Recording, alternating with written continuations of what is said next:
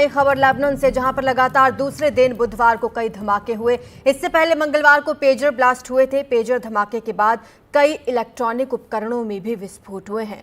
इसमें लैपटॉप है, walkie talkie और मोबाइल फोन्स भी शामिल हैं। लेबनान सरकार के मुताबिक इन विस्फोट में 16 लोगों की मौत हो चुकी है। करीब 500 लोग घायल बताए जा रहे हैं। स्थानीय मीडिया रिपोर्ट के मुताबिक 1 घंटे के भीतर बेरूत, बेका, नबातिये और दक्षिण लेबनान में ये धमाके हुए। खास बात यह है कि मंगलवार को पेजर विस्फोट की घटनाओं में मारे गए हिजबुल्लाह के लड़ाकों और बच्चों के अंतिम संस्कार के दौरान भी कई धमाके हुए। हिजबुल्लाह का दावा है ये धमाके इजराइल ने करवाए। ज्यादा जानकारी हमारे सहयोगी उमा शंकर सिंह हमें देंगे। उमा, हिजबुल्लाह जरूर जवाबी कार्रवाई करेगा, कोई बयान उनकी तरफ से जारी किया गया? जी बिल्कुल, जो हिजबुल्लाह के प्रमुख हैं हसन नसरुल्लाह, उनकी तरफ से एक वीडियो बयान जारी किया गया है, जिसमें साफ तौर पे कहा गया है कि दुश्मन बेशक अभी हम पर हंस रहे हों, लेकिन जल्दी ही वो बहुत ज़्यादा रोएंगे। तो इस तरह की भाषा का जो इस्तेमाल है वो किया गया है और तफसील में ये बताया गया है कि किस तरीके से इन हमलों से वहाँ पर न सिर्फ वहाँ पे हिजबुल्लाह के लोगों को बल्कि आम लोगों को भी भारी नुकसान पहुंचा है। दूसरी तरफ यूएन की तरफ से भी ये कहा गया है कि जो इस तरह के गैजेट्स हैं जो कि आम लोग इस्तेमाल करते हैं, उसको वेपनाइज नहीं किया जाना चाहिए। लेकिन जो कल की घटना जिस तरीके से हुई है उसमें वॉकी टॉकी का विस्फोट तो हुआ ही है। इस तरह के दृश्य भी आए हैं जिसके में साफ नजर आता है कि मोबाइल फोन में भी धमाके हुए हैं। और ये भी जानकारी आई कि जो खासतौर पे जो हिजबुल्लाह के लड़ाके हैं या जो उनके कमांडर्स हैं, वो अपने मोबाइल फ़ोन से या फिर अपने वॉकी टॉकी से जो बैटरी है वो निकाल कर फेंकते देखे गए। ये जो घटना हुई है कल की, उसमें मृतकों की तादाद लगातार बढ़ती जा रही है। ताज़ा जानकारी ये कहती है कि मृतकों की तादाद बढ़कर 20 पहुंच गई है और जैसा कि आपने बताया 500 के आसपास लोग जो घायल हैं, जिनमें कईयों की जो हालत है वो गंभीर है। न सिर्फ वॉकी टॉकी और मोबाइल फ़ोन बल्कि सोलर पैनल में भी धमाकों की खबर आई है।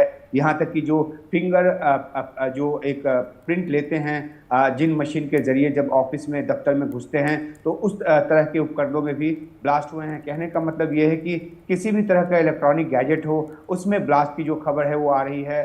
यहाँ तक कि जो दूरबीन लगाते हैं हिजबुल्लाह के जो कमांडर्स हैं, जब वो टैंक मूवमेंट करते हैं तो उस तरह के जो उपकरण है उसमें भी धमाके की खबर आ रही है। तो पूरी तरीके से हिजबुल्लाह का जो कम्युनिकेशन जो उनका सेटअप है या फिर उनके इलेक्ट्रॉनिक गैजेट्स का जो कुछ भी जखीरा है, सबको ब्रीच कर दिया गया है, ये माना जा रहा है। और ये ब्रीच किस स्तर पर हुआ, इसको लेकर जो पड़ताल है वो जारी है। क्या मैन्युफैक्चरिंग के टाइम पे इसमें ब्रीच किया गया या फिर सप्लाई चेन के दौरान इसमें जो बारूद है या जो विस्फोटक है वो लगाया गया।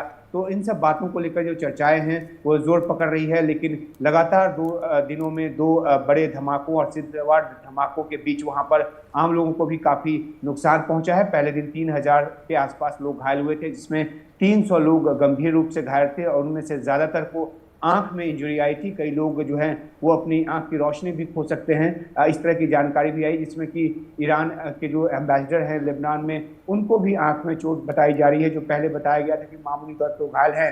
तो ये जो एक हमला है, नए तरीके का हमला है, नए तरीके का वॉरफेयर है और अब हिजबुल्लाह की तरफ से ज़्यादा चौकसी बरतने की कोशिश की जा रही है ताकि और ज़्यादा धमाकों में उनका जो नुकसान है वो ना हो।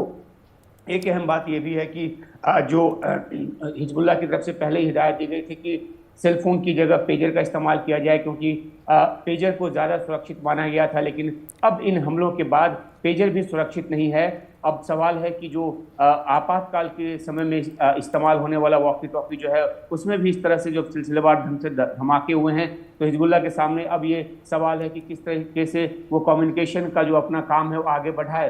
तो स्थिति वहाँ पे काफ़ी गंभीर है और इस बात को लेकर चर्चा की जा रही है कि आखिरकार क्या इस तरह से जो आम लोग इस्तेमाल करते हैं उस तरह के जो गैजेट्स हैं, क्या उसको वेपनाइज किया जाना सही है और क्या ये किसी तरह के अंतर्राष्ट्रीय नियमों का उल्लंघन है। दूसरी तरफ 10 सेकंड का एक वीडियो बयान जो है इजराइल के प्रधानमंत्री की तरफ से जारी किया गया है, जिसमें सिर्फ इतना कहा गया है कि जो उत्तरी इजराइल में रहने वाले लोग हैं उनकी घर वापसी के लिए इजराइल पूरी तरह से कोशिश कर रहा है। हालांकि इजराइल ने अभी तक ये नहीं माना है कि उसकी तरफ से ये हमले किए गए हैं, जहां पेजर के हों या फिर वॉकी टॉकी के। लेकिन इतना एक जरूर संदेश दिया गया है इजराइल की आर्मी की तरफ से कि उनके पास और ज्यादा कैपेबिलिटीज हैं ताकि जो हिजबुल्लाह जिस तरह के हमले कर रहा है इजराइल पर, उसका माकूल जवाब दिया जा सके। तो बेशक इजराइल फौरी तौर पे इसको ना मान रहा हो, लेकिन ये पूरी जो कवायद है इजराइल की तरफ से की जा रही है, ऐसा एक अमेरिकी अधिकारी के हवाले से भी कहा जा रहा है कि इसके पीछे, इन हमलों के पीछे पूरी तरह से इजराइल है।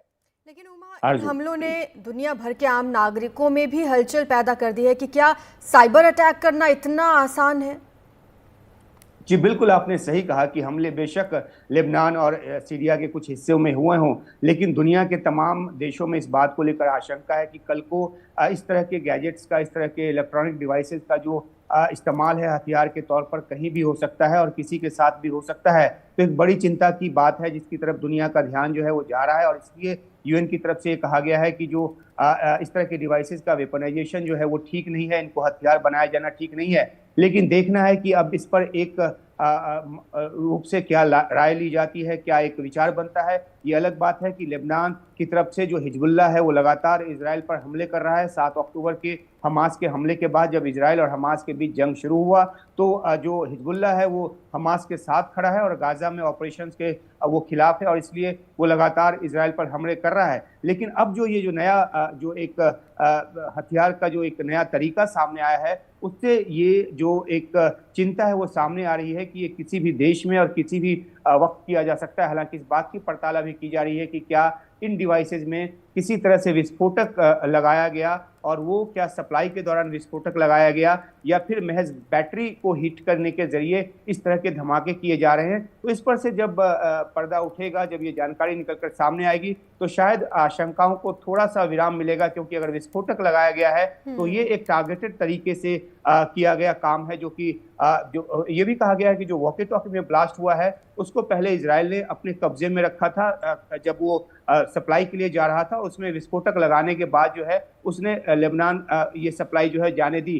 तो अगर ये विशेष स्थितियों में किया गया कोई एक खास तरीके से प्रयोजन है तो बात अलग है, लेकिन अगर सिर्फ मोबाइल हीटिंग के जरिए इसको कहीं भी फोड़ा जा सकता है तो ये फिर एक बहुत ही चिंता की बात है। और दुनिया के तमाम जो देश के जो लोग हैं वो उनके मन में सवाल उठ रहा है कि क्या उनके डिवाइसेस के साथ भी ऐसा कभी किसी तौर पे किया जा सकता है।